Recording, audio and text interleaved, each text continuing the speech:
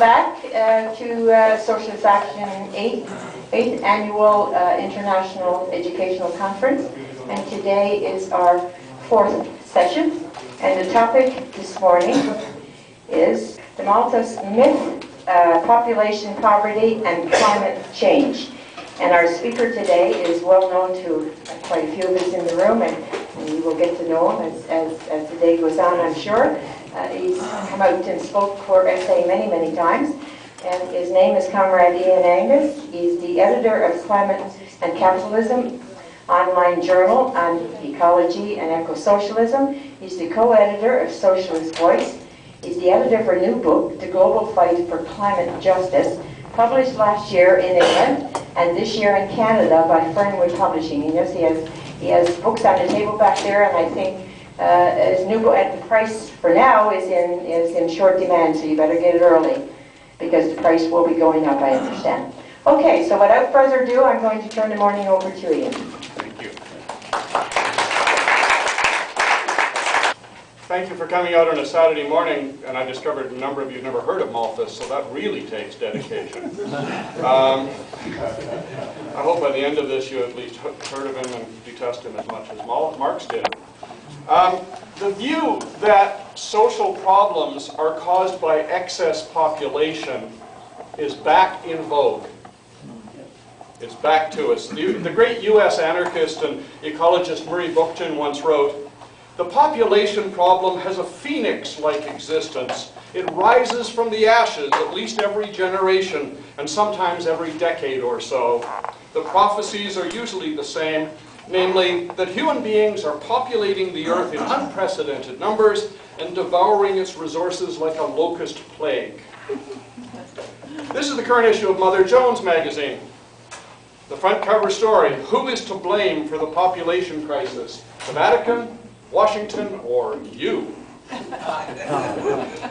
It warns us that the earth is in ecological overshoot. We're using resources faster than the earth can replenish them, and the problem is not social or economic, it's biological.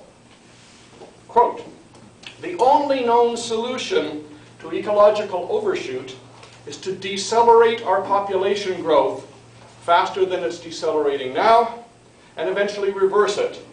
At the same time, we slow and eventually reverse the rate at which we consume the planet's resources." If we believe this author, slowing population growth and cutting consumption is like one of those miracle elixirs they used to sell at the old-time medicine shows. It'll cure just about everything that ails us. She writes, "Success in these twin endeavors will crack our most pressing global issues: climate change, food scarcity, water supplies, immigration, healthcare, biodiversity loss, and even war." I'm amazed she doesn't mention bad breath, impetigo, and male pattern baldness.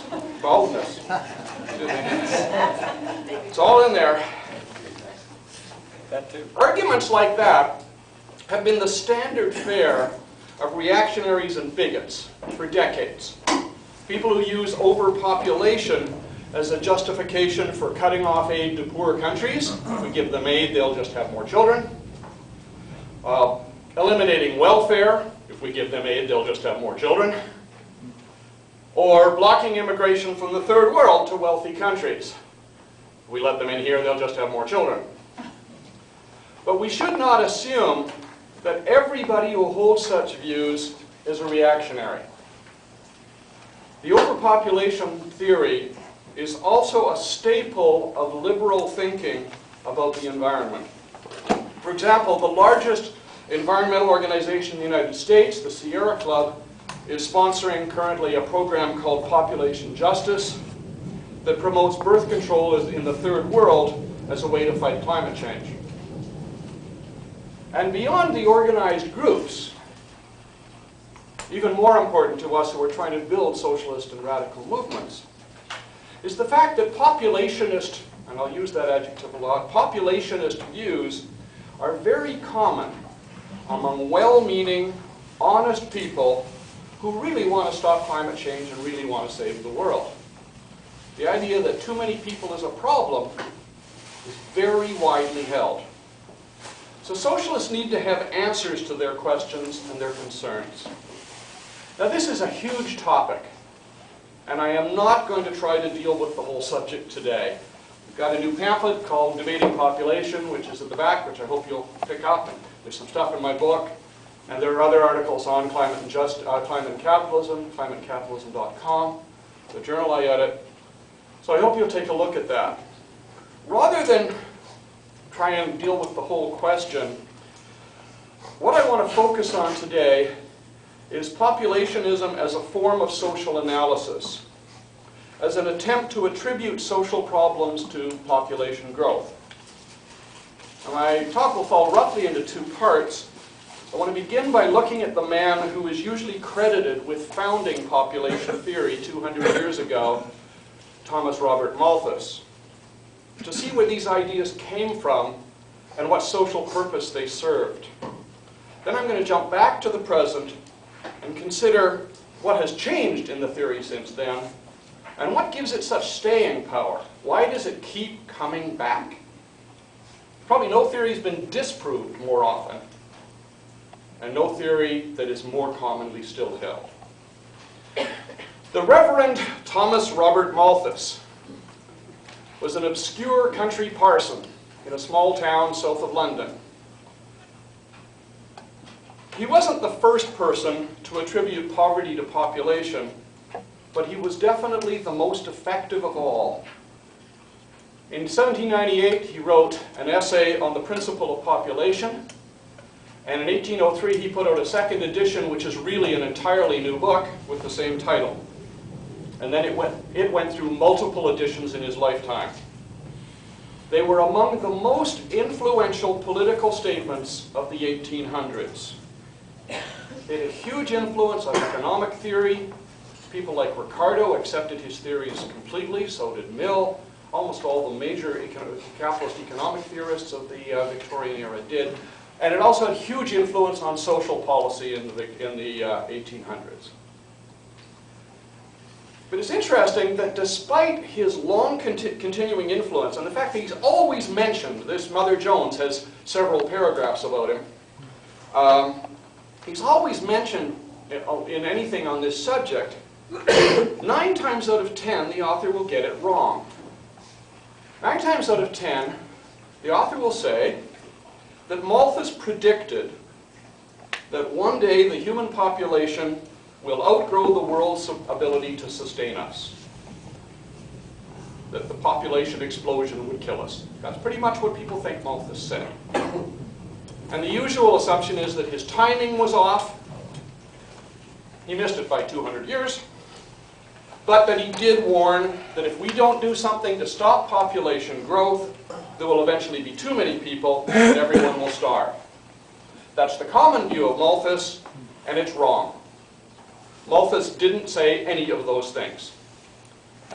In fact, Malthus explicitly said that the idea that population growth would run up against a limit on our ability to produce more was a total misconception, he said.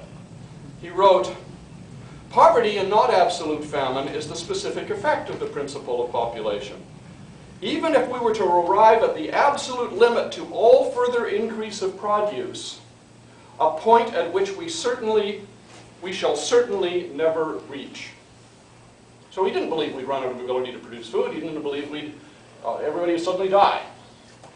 He wrote, "The power of the earth to produce subsistence is certainly not unlimited, but it is strictly speaking indefinite. Its limits are not defined, and the time will probably never arrive when we shall be able to say that no further labor or ingenuity of man could make further additions to it." In other words, Malthus believed it will always be possible to increase production. And he didn't believe that population growth would lead to absolute famine. That is, to what some modern populationists call a die-off, a period of a radical reduction in the human population. Contrary to the attempts of a lot of modern writers to claim Malthus as some kind of pioneering ecologist, Malthus had no interest whatsoever in protecting the environment from human population, or in protecting people from starvation. His goal was entirely different. Malthus set out to prove that most people will always be poor and hungry, and that no social or political change could ever change that. Malthus wrote at a time, and it's important to put him in historical context, the 1790s, a time when millions of people in England and elsewhere, inspired by the American and the French revolutions, believed that political change would transform their lives, ending poverty and inequality forever. Malthus's goal was to refute that dangerous idea. The full title of his book isn't often quoted. This is the period when book titles were usually really long. This is the full title of Malthus' original 1798 book. An essay on the principle of population as it affects the future improvement of society, with remarks on the speculations of Mr. Godwin, Monsieur Condorcet, and other writers. So what he was writing was not a scientific study of population, it was a political polemic against social improvement, and in particular against William Godwin and Nicolas de Condorcet, both of whom were very popular writers in the 1790s, both of whom had written very popular books that argued that society could be improved, that everybody could live in comfort, and that an egalitarian society was possible in a reasonable time frame. In later editions of his work, when Godwin and de Condorcet were less well known, or much of their reputation gone, Malthus took out the criticisms of Condorcet and Godwin, and he replaced them with attacks on the radical Tom Paine and on the utopian socialist Robert Owen. But his consistent direction was to attack egalitarianism, to attack the idea that the world could be a better place. Malthus's theory, which he called the principle of population, can be summed up in 3 sentences. 1, population will always increase to use up all the food that is produced, until most people are living in poverty on the edge of starvation. At that point, he said, the increase in population will stop, because the poor will delay marriage and so will have fewer babies, or because infant mortality and other forms of premature death will increase, or both. And 3, if then, after that point, food production increases again, above the necessary minimum, the poor will have more babies, their children will live longer, and so the population will increase again until the limits of subsistence are reached. That's the essence of the many thousands of words that Malthus devoted to this subject. The important thing to note here is that he didn't say that someday the world will be overpopulated. He said the world is always overpopulated. He said population is always at the limit or rising to a new limit. Friedrich Engels commented that according to Malthus's theory, the world was already overpopulated when there was only one person. Somebody else made the comment, the original population tragedy was the creation of Eve.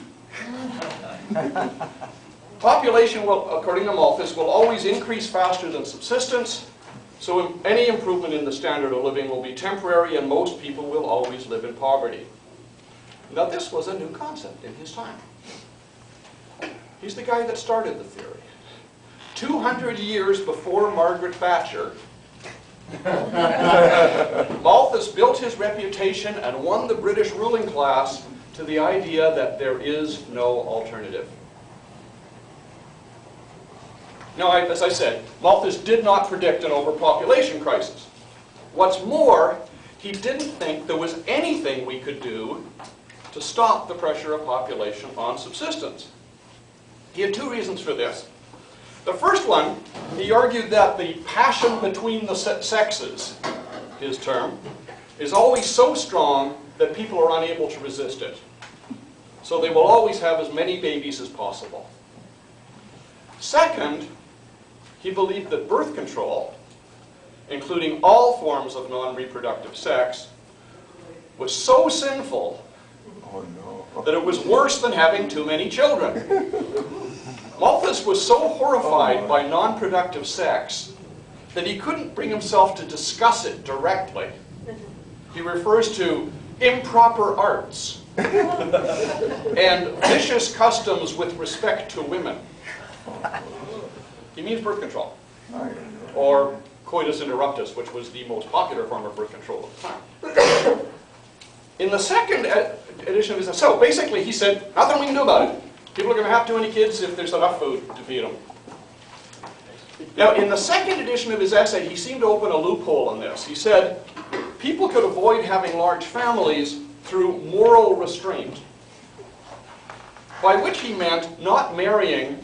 He never imagined that people should have babies outside of marriage, by the way. By which he meant not marrying until they had sufficient wealth to support children and remaining celibate until they were married. He believed, however, this wasn't much of a loophole because Malthus believed that the poor didn't have the self-control to do that. That's what made them poor. He wrote, the laboring poor seem always to live from hand to mouth.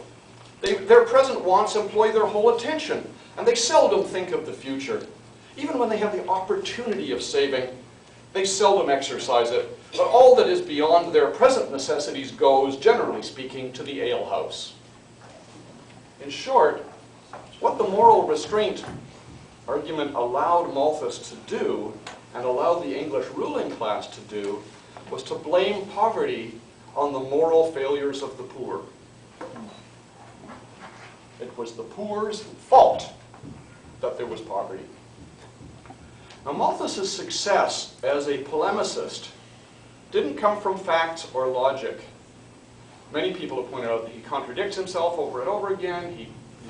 His facts are very loose. He doesn't prove any of his major points. There's not a lot of facts or logic in his essays. But his success came from the political conclusions that he drew from the principle of population. If Malthus was right, then all attempts to build a better society are doomed by population growth. Prior to Malthus, the big defender of the established order, the best known, was Edmund Burke, reactionary politician of the same decade. And Burke had issued a sweeping denunciation of all proposals to improve society. But Burke's attack was crudely reactionary. The old ways were better, all change is bad, basically, is Burke's argument. It takes a lot of words to say it, but that's what it comes down to. Burke said equality was a bad idea. Malthus said equality would be wonderful, but it's impossible. He had the great liberal argument we've all heard, right? Oh, you socialists, you have good ideas, you're great, but you haven't reckoned with human nature would never make it possible. Malthus, that's where it comes from. The population principle won't allow a better world, he said. From the, quote, from the inevitable laws of our nature, some human beings must suffer from want. What Malthus did, and this was his really important contribution to capitalist ideology, was to replace a moral argument against social change with a natural law argument. That human problems are caused by biology, by the laws of nature, which he also said were the laws of God. He wrote, in every society that has advanced beyond the savage state, a class of proprietors and a class of laborers must necessarily exist. And he has a whole theory about how, some people got the land, got the goods early, so they were rich, and there's nothing you can do about that, because it's all divided up now. He wrote, no improved form of government, no plan of emigration, no benevolent institutions, and no degree or direction of national industry can prevent the continued action of a great check to population in some form or another, and it follows that we must submit to it as an inevitable law of nature. Malthus didn't, by the way, just say society couldn't get better. He argued that trying to ease the suffering of the poor actually made things worse. The Poor Laws, which since about 1500 in England had required communities to provide food and other help to people who couldn't work, to people who were poor. In Malthus's view, those poor laws just enabled the poor to have more babies. And so it increased poverty. the parts of his essay arguing for the abolition of the poor laws, which, by the way, did eventually happen, the parts of his essay arguing for the abolition of the poor laws have a very modern feel. They are almost identical to the arguments we hear today against welfare. Almost any argument you have heard in the last 20 years, Malthus said it first. And this illustrates, and it's important, it illustrates the central danger of all populationist theories. They are not, and they have never been, politically neutral. No policy based on such views has ever suggested reducing the number of rich people. For over 2 centuries, the too many people argument has meant too many poor people, and most often it has meant too many poor non-white people. As the noted Marxist geographer David Harvey writes, whenever a theory of overpopulation seizes hold in a society dominated by an elite, then the non-elite invariably experience some form of political, economic, and social repression. Now, Malthus, as we've seen, opposed the use of improper arts, by which he meant birth control.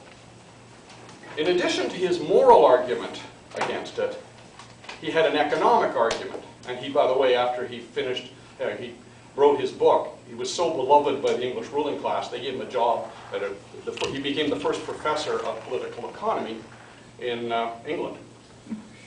There'd never been one before. He argued that if they used birth control, if the poor could avoid having babies by artificial means, then they wouldn't have the stimulus of poverty to make them work. And that, of course, would harm the rich. Modern populationist thought, by contrast, generally argues that the world would be a better place if smart rich people could convince the ignorant poor to stop overbreeding by using birth control. This shift was actually initiated in the 1820s by a man named Francis Place, who really deserves to be thought of as the father of modern populationism. Place had actually been a radical working class organizer, but at some point he concluded that organizing unions, which is what he did, would always fail as long as the number of workers exceeded the number of jobs available. Anybody who truly wants to raise living standards, he said, should educate the poor in the importance of restricting their numbers by using birth control. And there would be fewer poor people, and they'd be able to bid wages up. That view, called Neo-Malthusianism, was widely considered outrageous and immoral when Place proposed it, but it gained adherents through the 1800s, and is universally accepted today by populationists. So you can move forward a little bit. Both classical Malthusianism and Neo-Malthusianism, and the difference there is, are you in favor of birth control, went into decline by the beginning of the 20th century. And there were 2 closely related reasons why it went into decline. The first thing is that working people in many countries were able, through organization and struggle, to win real long-term gains in their standard of living. So they provided a practical refutation in life of Malthus's claim that the principle of population would always make subsistence level poverty inevitable. And the second reason is that the birth rate in European countries started to fall. In France, the birth rate in 1813 was half of what it had been in 1913. The causes of this change are complex and they're not well understood. But it's very clear that women were finding ways to control their own fertility as part of a broader struggle against economic and social oppression. And in so doing, they proved conclusively that biology isn't destiny. The decline in birth rates that began in Europe in the late 1800s was interrupted after World War II in what we now call the baby boom.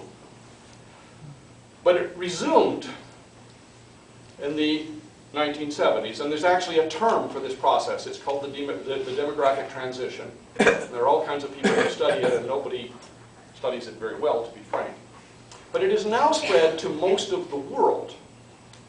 For all we still see articles about the population crisis, the fact is that the rate of population increase has slowed dramatically. And most demographers now believe that the world's total global population will peak somewhere around 2050 and then start to decline. And there are some countries where it's already in significant decline. Many European countries, Japan, South Korea, a number of others, where the birth rate is lower than the replacement rate. The number of people born every year is less than the number dying. Now, for our purposes, this demographic transition raises 2 points about the population theory. First of all, it directly contradicts Malthus. Because Malthus said the birth rate would go up if the poor had enough to eat. And in fact, the birth rate has fallen farthest and fastest in the richest countries. Secondly, the history of the demographic transition undermines a very common assumption that's made by populationists, that high birth rates are the result of ignorant poor people not knowing about birth control. Birth rates started falling dramatically in Europe even before modern birth control devices were available.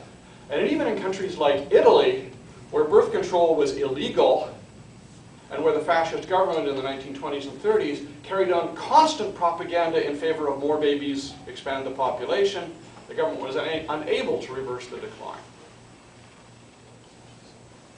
Now, obviously, as socialists and humanists, we are in favor of making all forms of birth control and maternal health services available to women everywhere. There's no question about that.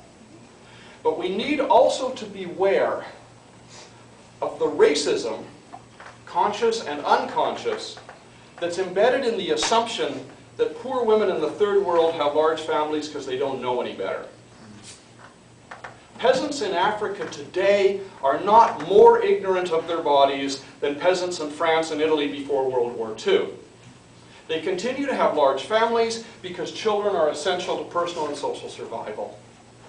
Subsistence farming requires many hands. And in the absence of anything resembling a social safety net, aging parents need the economic and social support of children. All of those things and many others make having children a very logical thing to do. Birth rates in those countries will undoubtedly stabilize when working people there win secure and adequate living standards.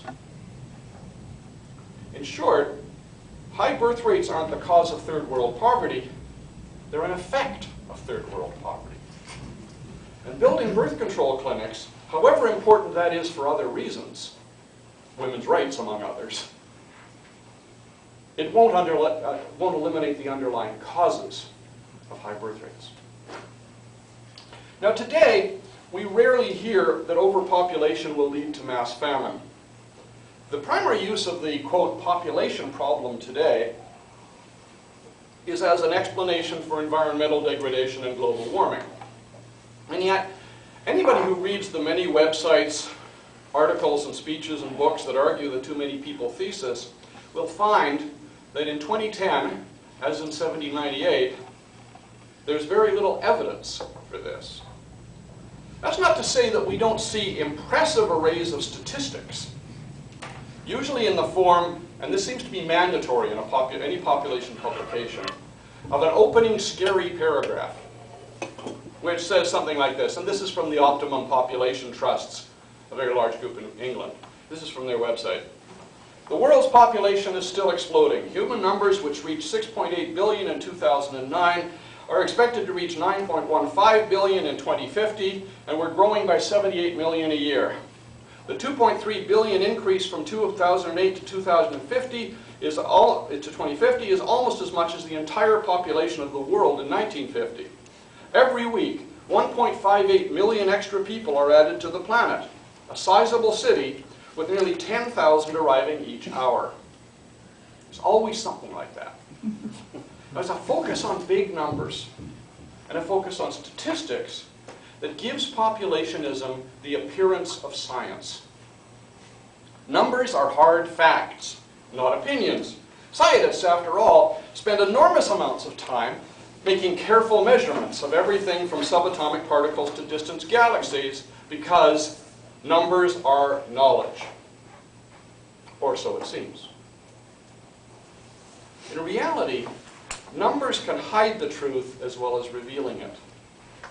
The very same statistic can simultaneously reveal a lot about reality and conceal even more about reality. A major problem with the way populationists use numbers is their consistent confusion of correlation with causation. If you ever find yourself in the position of taking a first-year introductory statistics course in university or college somewhere, at some point, the teacher will tell you a story. They always tell it. It's about a European city where increases in the stork population were matched by increases in the number of new babies. Storks went up, babies went up. Storks went down, babies went down. That's a correlation. The numbers followed a similar pattern. But correlation isn't causation. No matter what those numbers look like, storks don't bring babies. Now it's obvious, and this is all that those numbers that we just quoted her said. It is obvious that population and carbon dioxide emissions have both increased dramatically in the last 200 years. But that doesn't tell us whether population growth caused emissions growth. Maybe it did, or maybe the correlation is a coincidence, or maybe both of them have the same other cause, or the numbers may be misleading in some other way. We need to go beyond the numbers and examine real connections and real relationships. Population statistics are only useful if we understand how they are determined, what they include, and what they leave out, what their strengths and limitations are for any specific purpose. Karl Marx, who seems to have something good to say about just about everything I'm interested in. 150 years ago, Karl Marx wrote, when we study society, it might seem appropriate to begin by looking at population. After all, society is composed of people, and social production would not take place if there weren't people to produce and consume. But Marx went on. On closer examination, this proves false. The population is an abstraction if I leave out, for example, the classes of which the population is composed. Now that's a brilliant insight. And anybody who's concerned with this subject really should study it and understand it. Population is just a number. Now, as I said, it can conceal more than it reveals. The total world population grew from 2 billion in 1930 to almost 7 billion today. Impressive number. But to understand the relationship between human activity and pollution, we have to break those numbers down. For example, how much of that growth is in poor countries with very low carbon dioxide emissions, and how much is in rich, high-emitting countries? Well, if you look, the countries of the G20, most of which have very low birth rates, in fact, the majority of which have birth rates that are below replacement level, produce 78% of the world's CO2 emissions. That alone explodes the claim that population growth equals emissions growth. We also have to understand that the largest sources of pollution have nothing to do with population numbers. The world's single largest polluter is the US military. It produces more hazardous waste than the 5 largest chemical corporations combined. It is the largest single user of petroleum in the world. Only 35 countries use more oil every day than the Pentagon. Between 2003 and 2006, US military action in Iraq alone generated more CO2 emissions than 139 countries. The US military uses 15 gallons of fuel per employee every day. That is 12 times more than US civilians use, let alone more than the people of Mali. Numbers like that put gross population figures into perspective. If the entire population of 100 third world countries disappeared overnight, it would have less effect on global warming than abolishing the US military. And that, by the way, is a much better idea for many, many reasons. But what gross population numbers really conceal, and this is what Marx said, is class. Among the 6.6 billion people on this planet, how many actually have the power to determine what is produced, how it's produced, and how much pollution is produced in the process? In the United States in 2007, the richest 1% of the population owned 34.6% of all privately held wealth. They own 38% of all privately held stock, 60% of all financial securities, and 62.4% of business equity. That's the richest 1% of the US population. The richest 10% of people in the USA have between 80 and 90% of the stocks, bonds, trust funds, and business equities, and over 75% of non-home real estate. But even that understates the concentration of wealth and power. Globally, and this number completely boggles my mind, the combined wealth of the world's richest 1,000 people is greater than the total wealth of the poorest 2.5 billion people. Reducing birth rates in Africa is going to have no effect whatsoever on global warming so long as the world's wealth is controlled by a tiny class of people that caused the problem in the first place. When populationists describe the ecological crisis using total population, or even worse, by the way, per capita emissions, what they're averaging is the ecological impact of subsistence farmers in Niger with Bill Gates and Warren Buffett. And that simply makes no sense.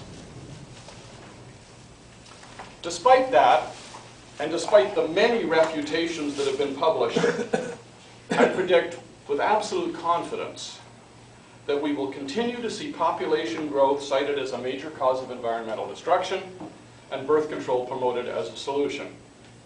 In order to debate this issue, we not only need counter-arguments, but we need to understand why such demonstrably false arguments have been so effective for 2 centuries. Now, at one level, we could say that populationism keeps coming back because it serves the interests of the ruling class to conceal the truth and to divert attention away from their destructive activities. And that's true. But it's an oversimplification that could easily turn into a conspiracy theory. Let's not make the mistake that the left tends to, by the way. Let's not make the mistake of assuming that the ruling class is composed of secret Marxists who know the truth but have chosen to hide it. There's no doubt in my mind that many, if not most, of our rulers actually believe in populationist theories themselves. The question is, why? And I think 5 characteristics of populationism explain its survival and its constant return. First of all, number 1, it contains an important element of truth. You can't get away with a completely false theory. Obviously, growing population does use more of the Earth's resources, and obviously those resources are not infinite. No materialist could possibly disagree with those points. What we disagree on is how to heal the metabolic rift between society and nature. There's no question that it's there. Number 2, It seems scientific. As I said earlier, the numbers that populationists use are frequently misleading, but their extensive use of statistics and formulas gives populationism the appearance of hard analysis. Point 3, it fits the assumptions and prejudices of capitalist economics. Populationism meshes perfectly with the dominant superstition of mainstream economic theory, what they call consumer choice. That consumers actually control the economy, that we make all the decisions. If consumers drive economic activity, then more consumers will drive more economic activity. It's pretty hard to find a populationist tract that doesn't claim that consumers cause pollution and global warming by choosing to consume more. Number 4, population offers easy solutions. There's an article in the Washington Post about 2 weeks ago, a review of some books on climate change, and the reviewer complains that these books spend all kinds of time talking about social and economic issues and never address population.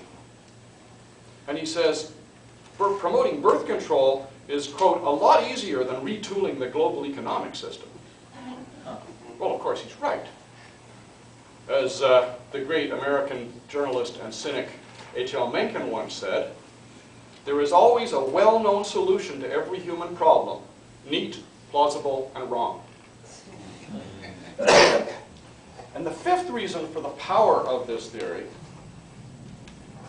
is that it doesn't require challenging or even questioning the existing social order.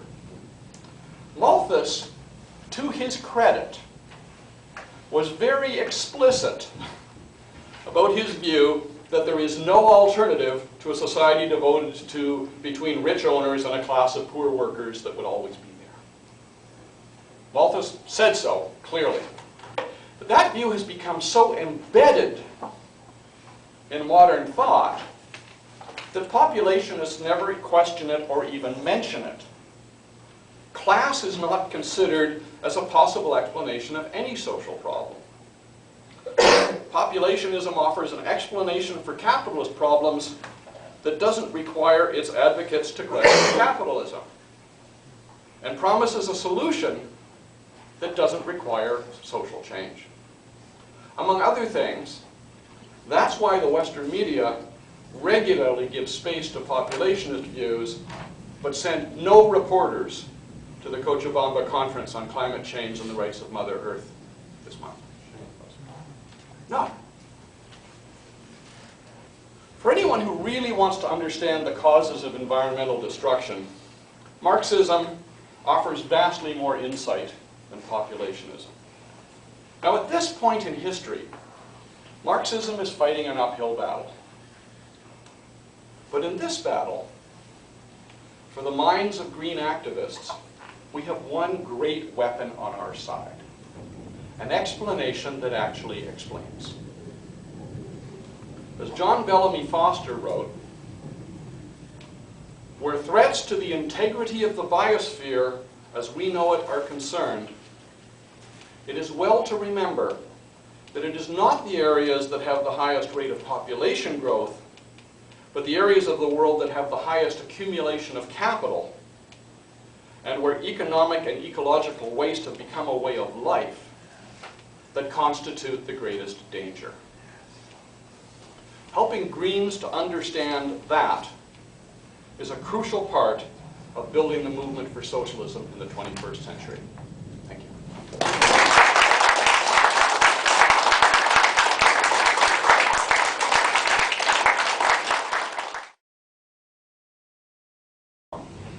The question we really have to confront, and this is, I think, in the long run, where all populationist theories fall down, is they try and make population some kind of an absolute ahistorical thing that exists outside of time and space and outside of social forms and outside of economic forms. And in fact, in our world today, the impact of population, which is there, the impact of more people, is refracted and mediated and filtered through the capitalist and imperialist system, so that it's virtually impossible, in my opinion, to detect to determine where do we actually have, where might there actually be a reason to have more people, where might there be a reason to have fewer people. My suspicion is globally there are probably some places that are physically overpopulated, but it's pretty hard to detect what they are. And there are certainly some places that are definitely underpopulated. But that so long as we have a system that wastes most of what it produces, and that generates masses of pollution, quite apart from population, there's really no way to tell. Engels talks about this at some point. You know, that there was a tendency in the 50s and 60s for some Marxists to think that the Marxist view was that we could have 30 billion people on the earth with no trouble, and we could produce forever. And I think that was an illusion of a certain period that we kind of bought into some arguments that were being made. But I think we were wrong to say that. It's obviously not true. But where the limits are, we don't know, and this social order will not let us know. In fact, if we reduce the population in half, the pollution probably would not go down any significant amount from the current society we live in. So that's a key point we have to understand. Robbie's comment on immigration, this is a topic I didn't get into. We do deal with it in this pamphlet, because this is a critical one. If you want to look at, one of the comments I made in my talk was that the population argument always ends up being an attack on the poor. Always. When it's done within the capitalist framework. In several countries right now, Australia and England most notably, there are significant movements among Greens to block immigration. There is in Australia, the Green Party's official position is against immigration. In England, the Optimum Population Trust, which is all kinds of very rich and powerful people involved in it, is arguing the case. In Canada, there's been a resolution put forward for the next meeting of the Green Party to limit immigration on environmental grounds. I don't know how much support it has. I haven't seen it, but there is at least a resolution. And in the United States, we're certainly seeing this being raised. And the global warming argument on this one is this. It's a wild misuse of statistics, and other arguments. It comes down to this. In Canada, the per capita release of greenhouse gases is what, 20 tons a year, or whatever the number, 20 million tons, whatever number you come up with, it doesn't matter. Whereas in, say, Madagascar, it's 0.1 of a ton. So if somebody moves from Madagascar to Canada, well, naturally they're going to go from emitting 0.1 ton up to emitting 20 tons, and immediately the world gets to be a worse place.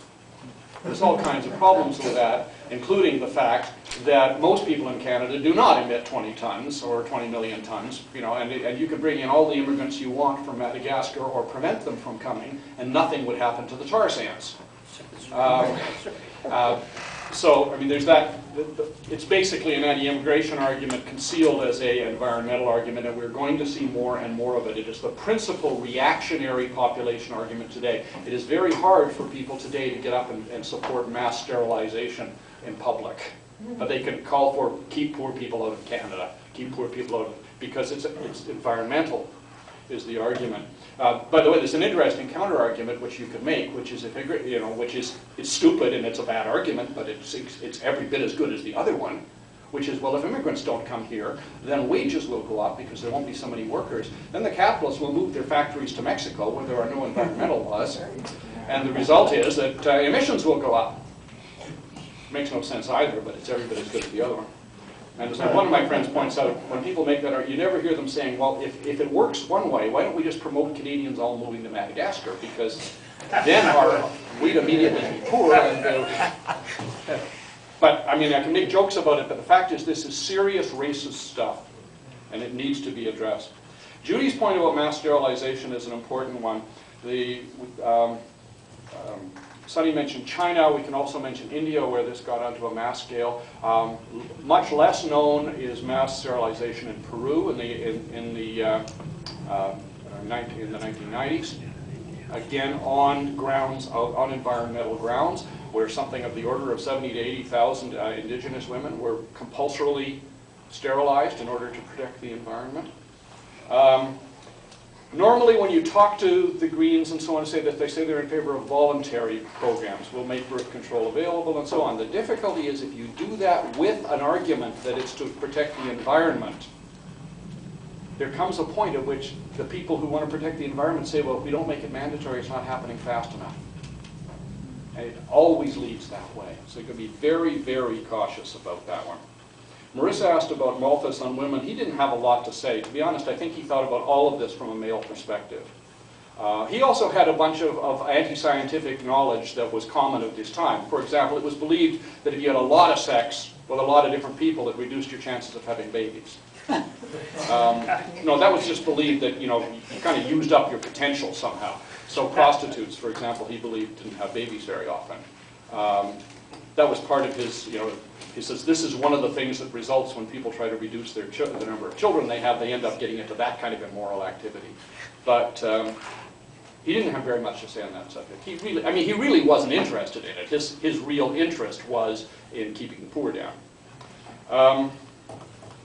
All kinds of questions here, and I can't really go through them. Let me just finish with a paragraph from, this is from Dr. Lourdes Arizpe. She is a founding member of the Mexican Academy of Human Rights, and she's the former Assistant Director General of UNESCO. And she wrote a book called Population and the Environment. And here's what she said. The concept of population as numbers of human beings is of very limited use in understanding the future of societies in a global context. It is what these bodies do, those human bodies, what they extract, and what they give back to the environment, what use they make of land, trees, and water, what impact their commerce and industry have on the social and ecological systems that are crucial. To sum it up, what counts is not how many people there are, but what those people do. Thank you.